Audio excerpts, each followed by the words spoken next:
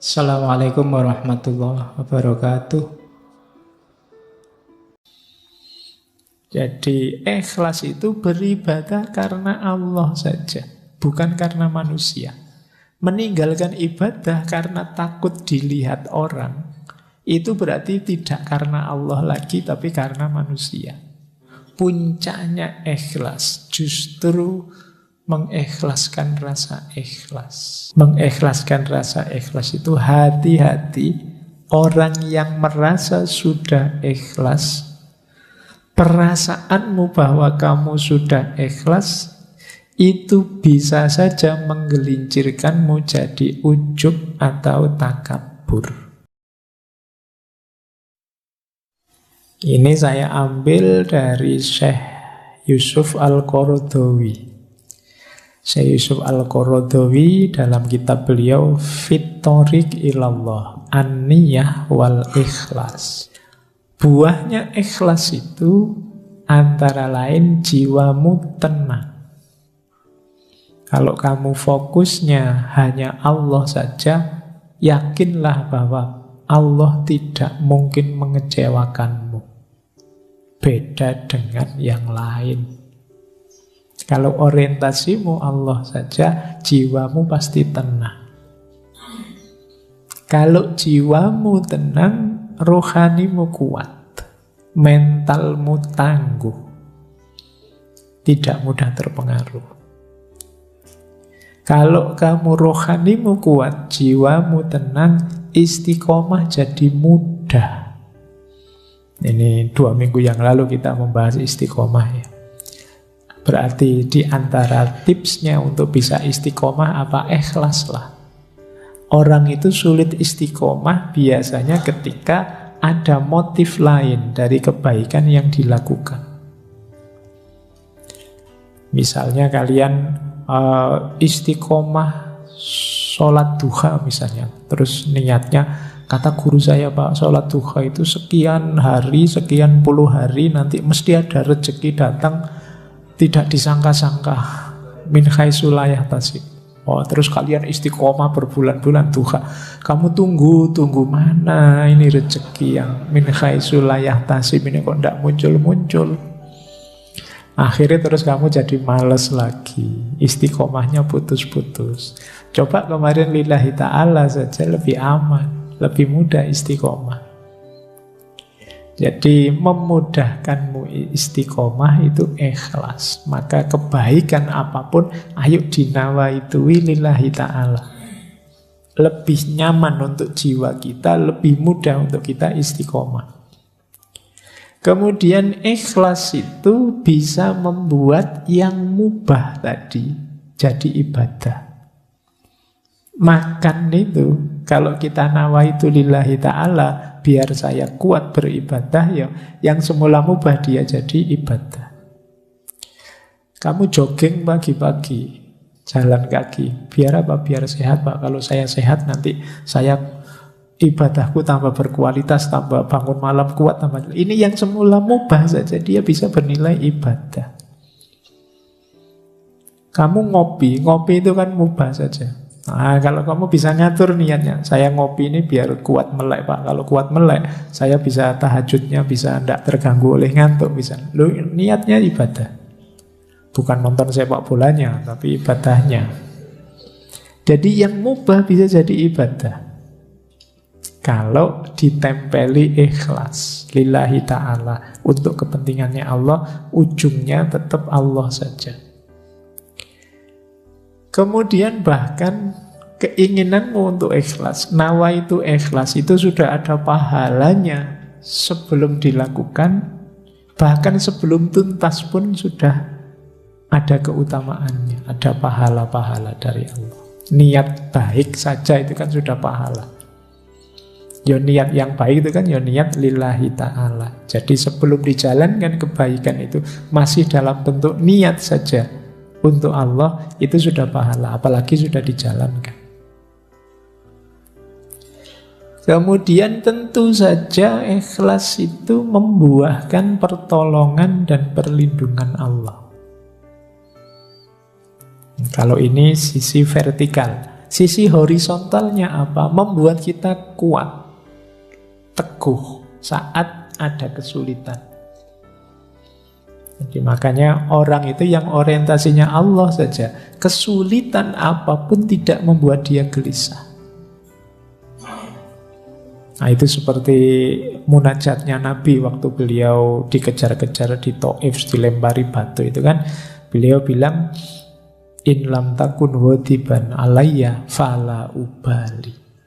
Meskipun aku berdarah-darah seperti ini, ditolak oleh umatku sendiri, dikejar-kejar seperti orang gila, asal engkau tidak murka padaku ya Allah, aku tidak peduli. Oh ini berarti apa? Mentalnya kuat, teguh menghadapi persoalan. Kalau cuma tidak lulus ujian, terancam DO, tidak masalah. In lam takun wadiban alayya fala ubali ya Allah. Tapi kalau tidak lulusmu karena males, ya Allah marah. Jadi lakukan kebaikan semaksimal mungkin. Kalau hasilnya tidak seperti yang kamu harapkan, tidak masalah. Yang penting Allah ridho. Allah itu ridho karena engkau tidak nabrak aturan-aturan yang Dia tetapkan. Jadi ini buahnya orang ikhlas. Dari vertikal, horizontal, ke dalam, keluar, itu buahnya sangat positif. Latihanlah untuk jadi orang ikhlas. Nah, sekarang muhasabahnya, ayo dicek. Dalam diri kita ini sudah ada kualitas ikhlas atau belum? Ini ada beberapa ciri. Kita ambil dulu ciri umum ya. Ini tanda-tanda kita sudah ikhlas. Yang pertama apa? Melakukan sebaik mungkin kebaikan termasuk ibadah meskipun sedang sendirian. Nah, ini berarti kita ciri-ciri orang ini ikhlas. Fokusnya Allah saja. Kalimat meskipun sedang sendirian ini penting. Karena kadang-kadang kita itu kalau pas banyak orang gayane, kalau ngimami suratnya panjang-panjang. Tapi begitu sendiri yo kuluhu sama ina atau ina. Cowopet sholatnya. Itu ciri-ciri kamu ada riyaknya. Jadi biasanya kan begitu. Kita kalau ada banyak orang pamernya dikedepankan. Itu kemungkinan tidak ikhlas. Baik kalau pas banyak orang saja. Kalau tidak ada orang, aslinya kelihatan.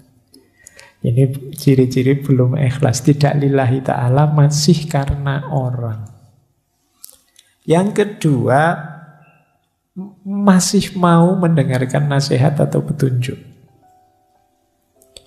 Orang itu ketika ingin dekat dengan Allah, ingin perjalanannya lurus menuju Allah, itu biasanya takut salah jalan, takut tidak diridhoi Allah. Ini membuat dia tidak berhenti belajar. Ketika dia tidak berhenti belajar, ya dia terbuka terus untuk memperbaiki diri, biar tambah dekat dengan Allah, biar tambah dekat dengan Allah. Jadi cirinya orang ikhlas itu semangat belajarnya tinggi. Kenapa? Dia ingin lebih baik, lebih dekat terus pada Allah. Khawatir keliru, jangan-jangan mulutku saja yang lillahi ta'ala, tapi perbuatanku belum. Maka dia berusaha terus-menerus untuk belajar. Yang ketiga, orang ikhlas itu tidak ingin menonjol dan tidak suka dipuji.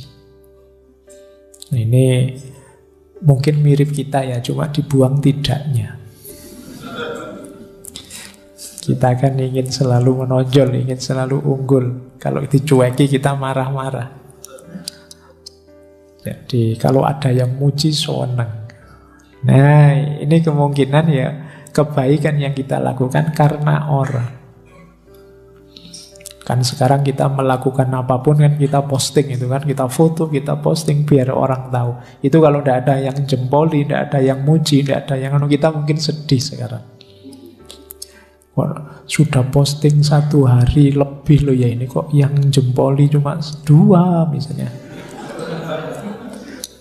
Ya, 2 itu pun ya cuma teman satu kamar. Nah kita sering begitu, kamu gelisah melakukan, kamu nunggu dipuji orang. Nah, padahal teman satu kamarnya 3, berarti yang satu nggak jempoli juga. Nah, kita ingin hari ini kan peradaban hari ini tuh peradaban yang sering saya sebut istilahnya FOMO itu kan, fear of missing out. Kita khawatir hilang, ingin kelihatan terus, ingin menonjol terus. Melakukan kebaikan kalau tidak diposting kan kita rasanya ada yang kurang. Kadang-kadang sholat saja kan kita posting, berangkat ke masjid nih, terus nanti di depan sana. Iya kan, terus duduk paling depan nih misalnya, terus wah, terus gitu. Kadang-kadang sholatnya pun kamu taruh HP-mu di syuting, ngaji juga begitu kamu. Ingin selalu kelihatan. Nah, baik, orang ikhlas itu tidak ingin menonjol, tidak suka dipuji. Bahwa orang muji monggo saja, itu bukan yang saya kejar. Bahwa saya kok kelihatan unggul, kelihatan menonjol di antara yang lain, tidak masalah. Tapi itu bukan target. Kemudian selalu muhasabah. Tidak merasa sudah paling benar, sudah paling ikhlas, sudah paling nomor 1. Dan yang terakhir, lebih suka beramal diam-diam, secara rahasia. Nah, tidak suka pamer itu. Ini memang agak kebalikan peradaban hari ini. Peradaban hari ini itu orang selalu ingin kelihatan. Mungkin juga mental kita itu, kalau kita kan sering kalau ada apa-apa, tidak ada fotonya hoax, tidak ada videonya hoax. Jadi akhirnya bawah sadar kita itu melakukan apapun ada fotonya, ada videonya. Jadi mungkin peradaban hari ini itu bisa kita sebut peradaban riya. Pamer terus apa-apa ingin dipamerkan. Ini agak hati-hati ya, ini untuk jiwa kita agak masalah, orang yang selalu ingin pamer. Kata Syekh Zunun Al-Misri lebih tegas lagi. Kata beliau, orang ikhlas itu adalah orang ketika dipuji atau dicela, dia tidak akan terpengaruh. Pujian dan celaan itu dianggap sama. Kalau dia yakin ini kebaikan, dipuji orang atau dicela orang, dia tetap melakukannya. Ada yang ngasih jempol atau tidak, saya yakin ini baik, ya saya jalan. Ini orang ikhlas. Yang kedua, lupa kalau sudah melakukan kebaikan. Ini berarti orangnya ikhlas. Misalnya sudah memberi utang teman bulan yang lalu, wah itu mungkin 10 tahun lagi masih diingat. Wah kamu dulu zaman kuliah kalau bukan. Nah, jadi dieling-eling terus temennya hutang 20.000 saja. Ini kamu dulu itu 20.000 belum kamu bayar loh sampai sekarang. Baik, ya berarti memang ya tidak salah, cuma belum ikhlas. Jadi, ikhlas itu biasanya tidak dianggap lagi. Sudah melakukan kebaikan, ya sudah saatnya kebaikan selanjutnya. Jadi tidak hanya mengagumi kebaikan yang lama, tapi selalu memproduksi kebaikan yang baru. Cirinya orang ikhlas. Terus yang ketiga, lupa hak-hak dari amal solehnya. Jadi tidak mikir reward. Wah, sampean melakukan ini itu harusnya dapat pahala sekian loh, harusnya. Ya tidak apa-apa lah, monggo terserah Allah saja urusan besarnya balasan pahala. Tidak berpikir ke sana sudah. Menurut saya ini baik, ya sudah. Oh sampean rajin ke masjid loh. Wah berarti setiap sholat pahalanya 27 derajat. Ya alhamdulillah monggo, tapi fokusnya tidak ke situ. Jamaah itu baik, dianjurkan, ya saya ikut jamaah ke masjid. Pahalanya dilipat gandakan berapapun, atau jangan-jangan sekarang sudah tidak 27 lagi karena kursnya mungkin berubah. Itu serahkan saja pada Allah kalau tentang itu. Jangan-jangan kamu protes, mau zaman dulu 27 sekarang masih 27 juga ya harusnya. Semoga lah, pokoknya kamu jamaah saja lah sudah. Tidak usah terlalu dipikir hak balasan dan lain sebagainya. Ada tips dari Syekh Ibnu Athaillah As-Sakandari, karena tadi ada hubungannya dengan riya. Syekh Ibnu Athaillah menyarankan strategi uzlah, namanya khumul. Khumul itu menyembunyikan diri, mengubur diri, itu khumul. Makanya mungkin ini istilah ini diserap oleh bahasa Jawa jadi kemul. Kemul itu selimut. Kalau kita pakai selimut kan tidak kelihatan.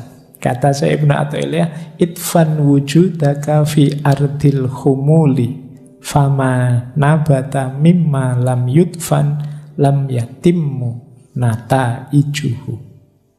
Sembunyikan wujudmu pada tanah yang tidak dikenal. Sebab sesuatu yang tumbuh dari biji yang tidak ditanam tak akan berbuah sempurna. Kalau kesusu ingin tampil, kesusu ingin kelihatan, ya kita tidak akan tumbuh. Untuk bisa tumbuh, kita harus masuk dulu, tidak kelihatan. Nah, ikhlas juga begitu. Ayo kita latihan ikhlas dulu, jangan kesusu pamer dulu. Jangan kesusu ingin dikenal, ingin tampil, ingin terkenal dulu. Ayo menyempurnakan diri dulu. Ayo melatih diri dulu sampai di level ikhlas yang kita tidak lagi punya pamrih duniawi, target-target yang tidak penting selain Allah. Kalau sudah mampu ikhlas, saatnya kita kelihatan. Pasti akan kelihatan. Maka strateginya menurut saya Ibnu Athaillah khumul. Jangan kesusu pamer, fokus saja pada perbaikan diri sampai ke level ikhlas. Jadi strategi pertama ini. Strategi kedua, di sini kita baru ketemu mahabbah. Untuk bisa ikhlas, hubungan kita dengan Allah, ayo kita tingkatkan ke level mahabbah. Tidak sekedar level formalitas, kewajiban, apalagi keterpaksaan. Kenapa kalau di level mahabbah lebih mudah ikhlas? Karena dalam hubungan cinta, orang itu yang jadi fokus, yang jadi perhatian, yang jadi target keinginan itu hanya yang dicintai. Dalam cinta orang bahkan mengorbankan dirinya, egonya demi yang dicintai. Loh, ini kalau yang kita cintai Allah kan berarti hidup kita tadi ikhlas itu kan lillahi ta'ala, hanya untuk Allah saja, otomatis terpenuhi. Jadi begitu relasi kita dengan Allah adalah relasi cinta mahabbah, otomatis tanpa diminta hubungan kita dengan Allah jenisnya jenis ikhlas. Jadi ikhlas itu kan yang dalam mahabbah itu kan cirinya apa? Mahabbah itu unconditional, tanpa syarat. Orang yang benar-benar cinta itu kan kalau melakukan kebaikan untuk yang dicintai itu kan tanpa syarat. Tanpa aku cinta padamu asal engkau mau begini ya begitu, itu namanya belum cinta. Ini di sesi-sesi cinta sudah bolak-balik dijelaskan. Cinta yang sejati itu unconditional. Aku mau sama kamu asal IP-mu minimal 3,7 lah kalau masih. Nah, ini namanya tidak cinta.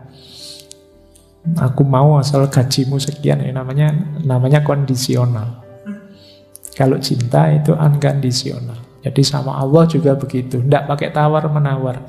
Kenapa kok kamu serius sekali ibadah? Biar Allah itu memberi anugerah, saya bisa kaya raya, saya punya banyak karomah, bisa jalan di atas air, atau saya punya apa? Tidak itu, tujuanku Allah saja. Jadi fokusnya hanya Allah saja, orientasinya hanya ridhonya Allah saja. Kayak kalian yang sedang jatuh cinta, itu kan ketika membahagiakan yang kamu cintai, itu kan senangnya luar biasa. Ya tidak harus pacarmu, orang tuamu pun yang sangat kamu cintai, kalau kamu bisa membahagiakan mereka, itu kan senangnya luar biasa. Maka cintailah Allah, otomatis hubunganmu dengan Allah berubah jadi hubungan ikhlas tadi, hubungan yang bersih, jernih, tidak ada yang lain selain Allah saja. Nah, ini strategi kedua. Yang pertama tadi humul, yang kedua mahabbah. Ada tips dari Imam Ghazali untuk meningkatkan mahabbah kita menuju mahabbahnya Allah, cinta pada Allah. Jadi ini kalau bahasa saya teori dari mahabbah menuju ikhlas. Kata Imam Ghazali, ayo dipikir pelan-pelan ya. Orang itu sebenarnya secara alamiah itu harusnya mencintai Allah. Nah, ini rutenya ini. Yang pertama apa? Orang itu biasanya muhibbun li nafsihi, cinta pada dirinya. Ini yang disebut ego tadi. Jadi ingin menyenangkan dirinya, itu muhib li nafsihi. Orang ini karena ingin menyenangkan dirinya, muhibbun li nafsihi, pada akhirnya muhibbun lil muhsin alladzi ahsana ilaihi.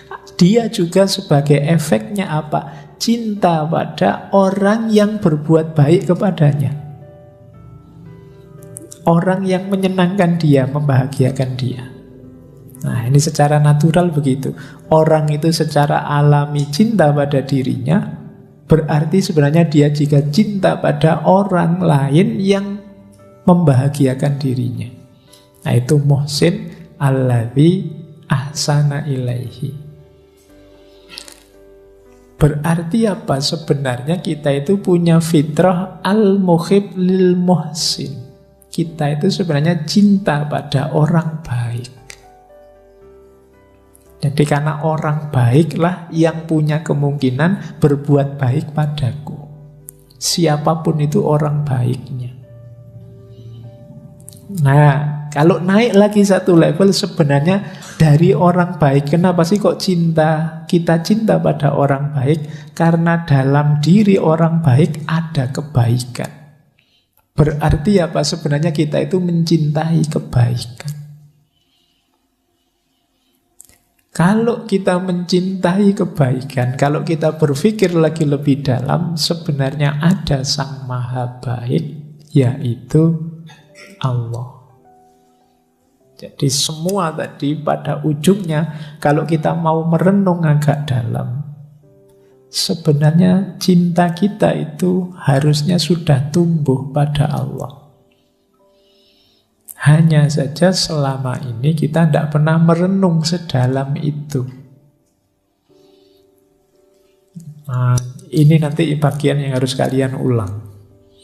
Dengarkan lagi ya, bahwa manusia itu pertama-tama dia pasti ingin membahagiakan dirinya, cinta pada dirinya. Otomatis berarti dia juga akan cinta pada orang yang membahagiakan dirinya, bisa membahagiakan dirinya. Orang baik yang bisa membahagiakan dirinya, berarti sebenarnya dia juga cinta pada orang baik. Siapapun orang baik, ini punya potensi berbuat baik pada dirinya, sehingga siapapun orang baik perlu dicintai. Orang baik itu disebut orang baik sebenarnya karena ada kebaikan dalam dirinya. Berarti yang kita cintai sebenarnya adalah kebaikannya.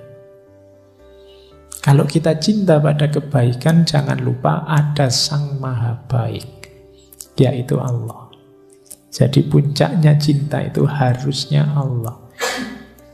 Kita mencintai apapun dengan alasan apapun itu kalau ditarik ujungnya pasti Allah. Anda, Bapak, saya tidak cinta kebaikan, yang saya cintai kecantikan, keindahan. Loh, emangnya yang maha cantik, maha indah siapa kalau bukan Allah? Tidak kok Pak, saya cinta kegagahan. Kalau cuma indah, cantik, saya tidak terlalu tertarik. Saya suka yang maco-maco, yang tidak terlalu. Iya, yang maha gagah siapa lagi kalau bukan Allah? Jadi cintamu pada apapun, kalau kamu renungi sampai puncak, tetap ujungnya ya ketemu Allah. Jadi sebenarnya tidak ada alasan kalian tidak mencintai Allah. Berarti tidak ada alasan kalian itu melakukan apapun tidak secara ikhlas. Oke, saya lanjutkan. Nah, ini ada pendukung dan penghalang. Saya agak cepat ya waktunya. Ini real time sekarang. Kalau di rekamannya mungkin belum nyampe 1,5 jam. Karena kita mulainya agak telat. Nah, pendukungnya ikhlas itu tentu saja ilmu. Ini pasti. Tidak mungkin ikhlas bisa sempurna, utuh, utama tanpa kita paham apa itu ikhlas. Malam ini sedikit-sedikit kita belajar tentang ikhlas. Itu paling tidak kan kita sekarang tahu bagaimana cara kita ikhlas. Maka ilmu jadi kunci. Yang kedua sahabat. Ya tentu saja orang-orang sekitar kita mendukung. Kalau sekelilingmu orang-orang toksik semua, Yo, kamu tidak akan jauh-jauh dari situ. Cari teman yang enak. Jadi yang mendukung pertumbuhan jiwamu menuju keikhlasan. Yang ketiga, mujahadatun nafas, kemampuan memerangi diri, kemampuan mengendalikan diri. Semakin orang canggih mengendalikan dirinya, menguasai dirinya, semakin mudah nanti mengarahkan pada ideal-ideal hidup, termasuk keikhlasan. Yang keempat, jangan lupa isti'anatullah. Isti'anatullah itu kesadaran untuk minta pertolongan pada Allah. Jangan merasa sudah hebat, sudah bisa, karena Allah lah yang membolak-balik hati kita. Yang kelima, sadar bahwa kita ini fana, dunia ini fana. Maka eman-eman pamrih amal baik kok hanya duniawi. Eman-eman pamrih amal baik kok hanya sukses sekarang. Hidup hari ini itu tidak segalanya.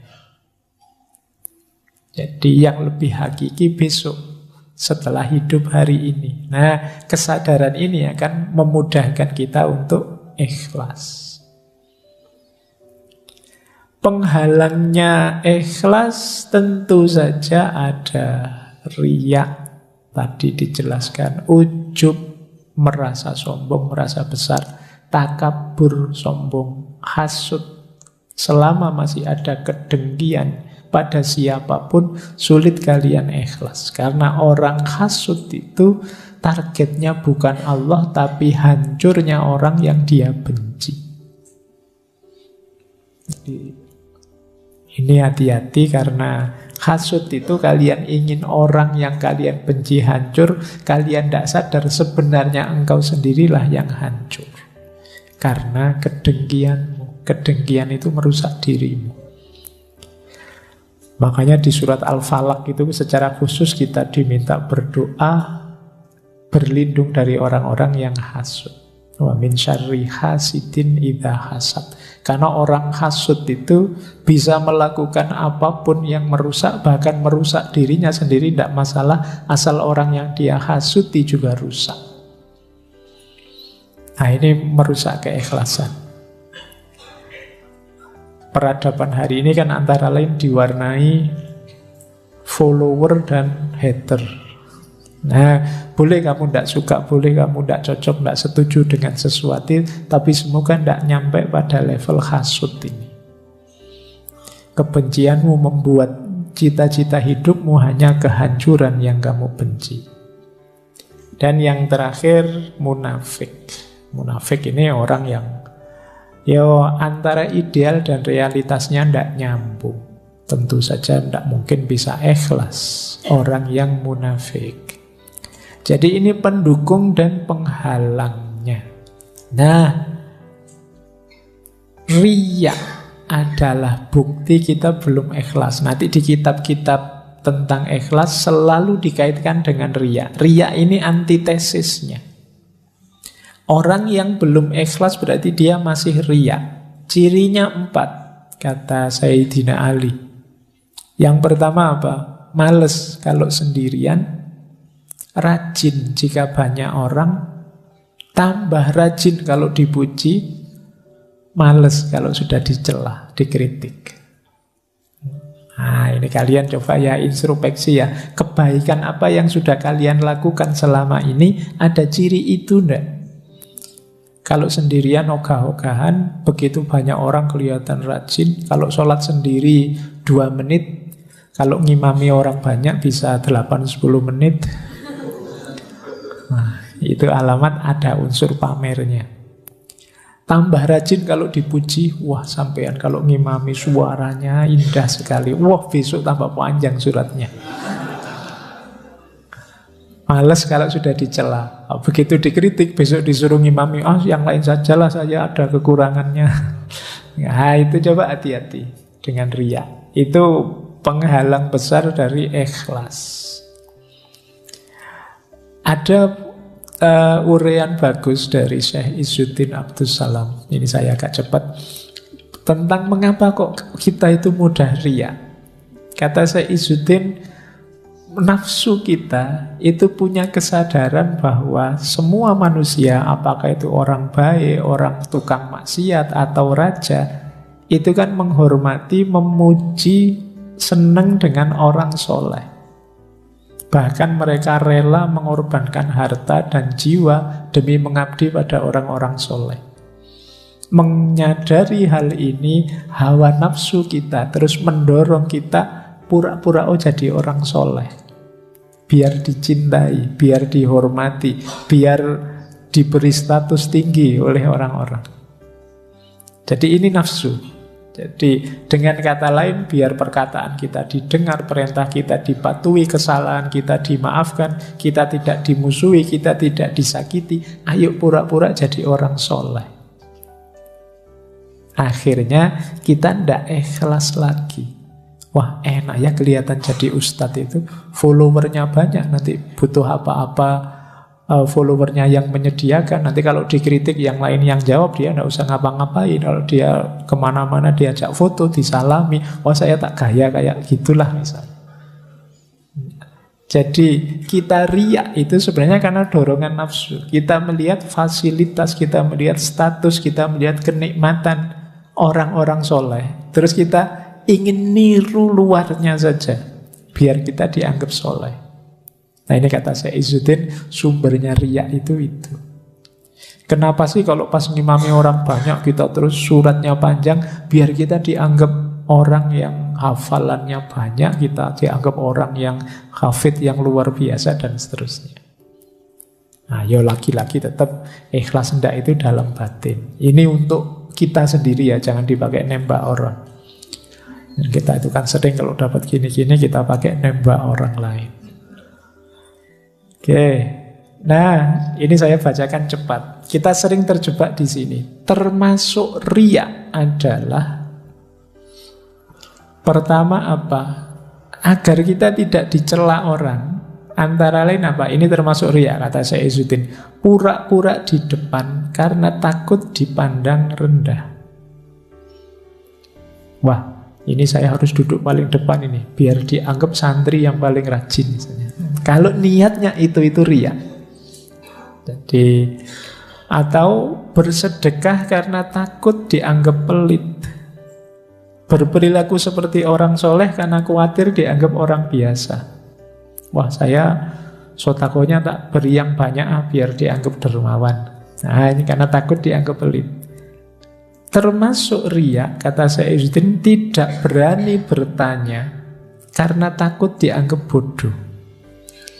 Saya mau tanya tapi takutlah nanti dianggap bodoh sama orang kalau balik tanya. Ini sebenarnya termasuk riya. Kamu kan berarti apa? Pura-pura pinter.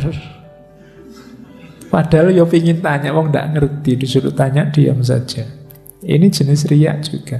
Atau kata Syekh Izzuddin, pemuka agama yang dapat pertanyaan sulit tentang satu masalah yang dia tidak tahu, karena takut dianggap bodoh, terus jawab sak bisanya sesukanya. Ini riak juga. Ya kalau memang tidak tahu, ya jawab saja saya tidak tahu. Jadi, karena kadang-kadang kan beban kan dianggap panutan, dianggap tokoh, itu kan harus bisa menjawab apa saja. Kadang-kadang pertanyaan apapun dijawab. Harus kalau memang tidak tahu, kita bilang tidak tahu. Dulu pernah kita mengkaji wisdomnya Imam Malik itu, karena Imam Malik itu kan pernah dari sekian puluh pertanyaan yang diajukan dijawab cuma 4. Sisanya beliau jawab ana la adri, tidak tahu saya. Oh sekarang kalau ada ustadz begitu dianggap ustadz, wow, apa ustadz ditakoni kok tidak tahu terus. Tapi justru yang mulia yang seperti itu. Jangan ngawur, kalau memang tidak tahu bilang tidak tahu.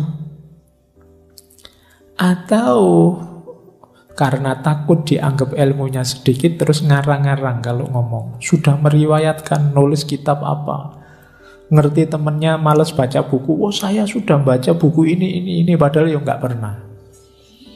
Nah ini juga termasuk riya. Berarti kamu nutup-nutupi fakta bahwa kamu males membaca. Atau ingin cari keuntungan. Misalnya ketemu orang yang ingin dimintai bantuan, terus kita pura-pura jadi orang baik, orang soleh. Nah, biasanya kalau sedang mau utang itu kan kamu ngomongnya halus, enak, biar kelihatan.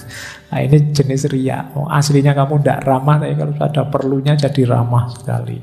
Ini jenis riya. Atau pura-pura jadi orang baik biar tidak ditinggal teman. Pura-pura soleh biar temannya tidak pergi. Berlagak pandai dan amanah supaya dipercaya. Ini termasuk riya. Nah, termasuk riya juga kata Syekh Izzuddin, meninggalkan ibadah karena takut riya. Ada ndak di sini misalnya pas nginep di kamar kosnya teman, biasanya sholat tahajud, tapi begitu di kamar kosnya teman mau sholat tahajud, Anda enak nanti dianggap pamer biasa tahajud. Nah, kata Syekh Izzuddin justru itu jenisnya riya. Meninggalkan ibadah karena takut riya. Kalimatnya Syekh Izzuddin, setan menghasutmu untuk meninggalkan ibadah. Kalau hasutan itu gagal dan engkau tetap ibadah, setan akan membisikkan riya untuk merusak ibadahmu. Jadi oleh setan itu kita dilarang ibadah, kok masih tetap ibadah, kita diwas-wasi dengan riya. Kok kita bisa? Saya ndak riya lillahi ta'ala. Setan terus ngasih was-was lagi loh. Meninggalkan ibadah untuk menghindari riya itu lebih baik daripada beribadah tetapi riya. Nah itu tadi akhirnya kalian yang biasanya puasa karena di tempatnya teman, sudahlah ndak usah puasa saja, nanti kelihatannya kok kayak pamer. Ini juga riya. Jadi beribadah, tidak beribadah karena takut riya, itu termasuk riya. Kata Syekh Izzuddin, itu dustanya setan. Meninggalkan ibadah karena takut riya itu bukan ikhlas. Jadi ikhlas itu beribadah karena Allah saja, bukan karena manusia. Meninggalkan ibadah karena takut dilihat orang, itu berarti tidak karena Allah lagi, tapi karena manusia. Puncaknya ikhlas justru mengikhlaskan rasa ikhlas. Mengikhlaskan rasa ikhlas itu hati-hati. Orang yang merasa sudah ikhlas, perasaanmu bahwa kamu sudah ikhlas, itu bisa saja menggelincirkanmu jadi ujub atau takabur. Ujub itu merasa diri sudah hebat. Takabur itu sombong. Jadi merasa diri lebih tinggi dari yang lain. Jadi Alhamdulillah saya sudah ikhlas. Tidak kayak teman-temanku itu masih tujuannya dunia. Nah, rasa ikhlas ini akhirnya justru jadi penghalang terakhir. Jadi, loh Pak, kalau begitu gimana kalau kita sudah ikhlas lillahi ta'ala, bersyukurlah bahwa ikhlas itu dianugerahkan oleh Allah padamu. Jadi bukan jasamu, bukan karena dirimu. Jadi puncaknya ikhlas adalah mengikhlaskan rasa ikhlas itu sendiri. Karena kalau tidak, ikhlas dan rasa ikhlas ini bisa menggelincirkanmu pada sifat ujub dan sifat takabur. Baik, saya kira itu ya materi tentang keikhlasan malam hari ini. Jadi rumusnya yang terakhir, ma la yudroku kulluhu la yudroku kulluhu. Apa yang tidak bisa dijangkau semuanya sampai tuntas, sampai puncak, ya jangan ditinggal semuanya. Mari kita bareng-bareng berusaha memperbaiki diri. Bulan ini kita membahas taubat, istiqomah, karomah, dipuncai dengan ikhlas. Ini tema-tema kunci untuk membangun kedekatan kita kepada Allah. Silahkan teman-teman jadikan dasar untuk memuhasabai diri. Aku sekarang ada di titik yang mana, bagaimana caraku meningkatkan kualitas level kedekatanku dengan Allah. Karena betapapun perjalanan hidup kita yang hakiki itu perjalanan ilaihi roji'un.